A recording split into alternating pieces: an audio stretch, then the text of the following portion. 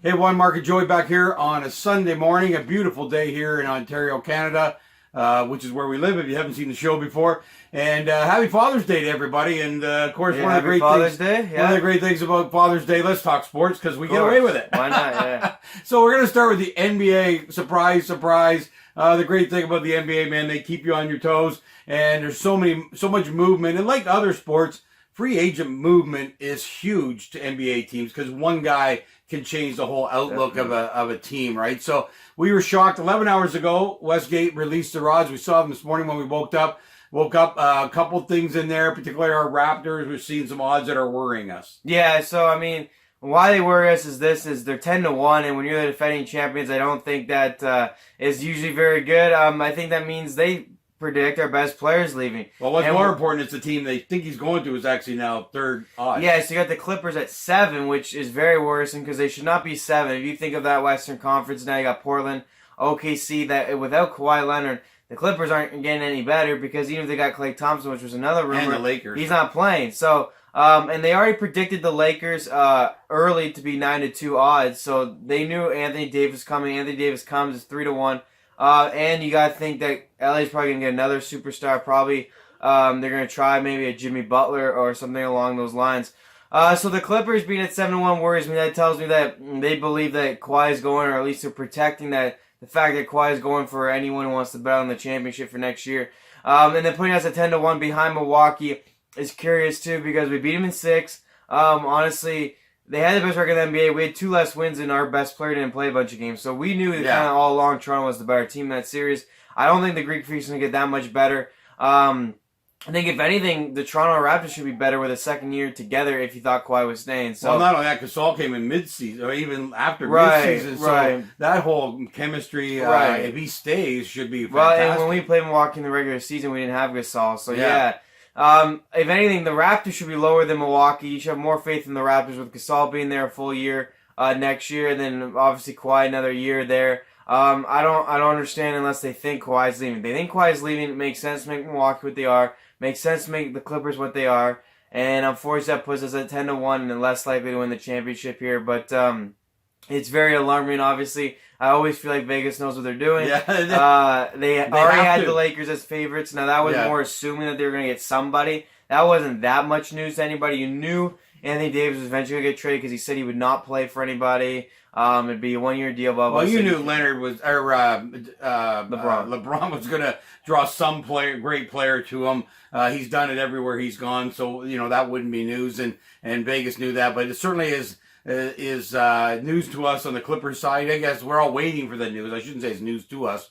We know it's a possibility. Kawhi certainly didn't offer, and we watched more press conferences after the championship than anybody. He certainly didn't offer any security that he was staying with the Raptors. No, if anything, he worried me by saying, well, they got what they needed from me. And that worries me too. And then Lowry seems so okay with it. Yeah. And even he said, he goes, yeah, I got what I needed, so I'll support him in any decision. That tells me he's told the guys, like, hey, I'm probably out of here.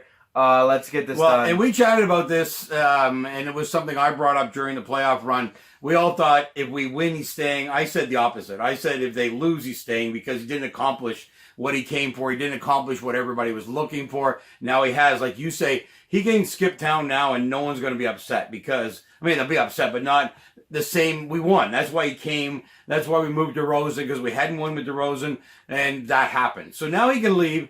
And the city can't be too upset. Well, yeah, and I think you're right. I thought of it as win and he'd stay, but you are right about that. That's what he seems like, and that's what the rest of the team seems like, is that you guys, what we needed, the city needed this. It's why we traded DeMar DeRozan.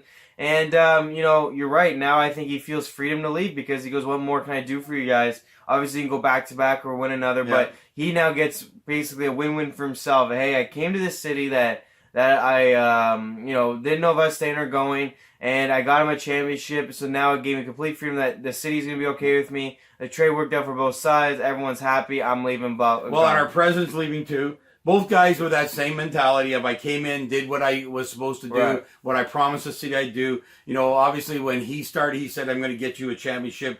He did that. So everybody's kind of accomplished what they were looking for, and it's move on time, which is unfortunate because this is a dynasty that could have been made. Now, we will encourage you to go back and look at our show yesterday about Curry coming to Toronto. We believe this is a possibility. Although most people are going to say you're crazy, but with what's going on right now with the Warriors and all the injuries, and if Kawhi was to stay, who knows? And then we would be that dynasty. But these are all rumors, tons of rumors around. Even Vegas doesn't know. Every day the odds change with the rumors, certain guys going to a certain place or whatever it may be. And of course the Warriors are like 10th now, I think, to win 10-1. Yeah, they got no chance without bringing in a superstar, and they won't do that because there's still the potential that both their superstars that are injured accept their options, which means they got to pay them a ton of money. Yeah, so, like 50-some million between the two of them. Yeah, combined. So, I mean, really, it's not looking good for Toronto. It might be rebuilding stages. I think if Kawhi leaves, those odds wouldn't change to go way up. Because in my mind, I don't know if I'd trade a lot of guys, I think. I think I'd trade a lot of the old guys. I don't know if they can get it done without Kawhi. Although, it's tempting. We won a lot of games in regular season without Kawhi. Whether we could get through the playoffs is a different story, but certainly the team itself proved they could play without in the regular season this year. Yeah, and I wouldn't trade Lowry. I don't know, but it's like the Gasol guys, the Bach guys. I don't know what you do. Although if they're all happy to stay, why not take a shot? Yeah. And why not see how deep this team can go? I think they were pretty good without him a lot of the time. Now, I will admit, even in the playoffs. Even in the playoffs, he was on the bench. We scored a lot. We looked very good a lot of times without Kawhi on the floor. And honestly, against the Golden State team, we looked really good. But so I guess you might as well see where it goes. If he leaves, you might as well keep the team together, see where it goes. They're all under 2-year deals, so it'd be they don't have 2 years left anyway. You're not like you're gonna get many things for them because they are pretty up there in age, anyways. I don't think you'd get enough to say like worthwhile. Yeah, like I don't think you get enough young guys or like another veteran. Now let's talk about who is available. That would be an interesting move back to Toronto. Derozen's available. Yeah, he is. So how weird would that be? Yeah, I don't know what you could do to get him. They're looking to move him. It would be hilarious to bring him back. I mean, it would be funny. It would be good though. I mean, I think you could have a championship team with DeMar DeRozan. Sure, you could. Don't forget the only knock on DeRozan was LeBron. Yeah, he could not get past him. The whole team was psyched out, but he was certainly psyched out by LeBron being the greatest player. That's gone too now. So who knows what could happen there? I'd give it a call. Yeah, I'd call him. I mean, how happy would Lowry be and the fans be? And what a story it would be. I'd certainly. I mean, I don't know way to. They'd probably just take a few more picks from you. I mean, we gave him. And he's a proven star. This is not a run-of-the-mill player. He was a proven star who led the Raptors to the playoffs every year. He's not that old. He was here, right? He's not that old, and with Gasol and Ibaka and all these guys have been fleeting. So wouldn't that be interesting? Siakam, who weren't really there when DeRozan was there. That's right. That's another good point. You look at the supporting cast he had compared to the supporting cast we have now. Like, everybody puts it on Leonard, but Gasol was a major acquisition that made a difference to this team on defense. Of Van Fleet and Siakam, too. Yeah, I mean, Siakam wasn't even a bench player last year, and now this year's a starter.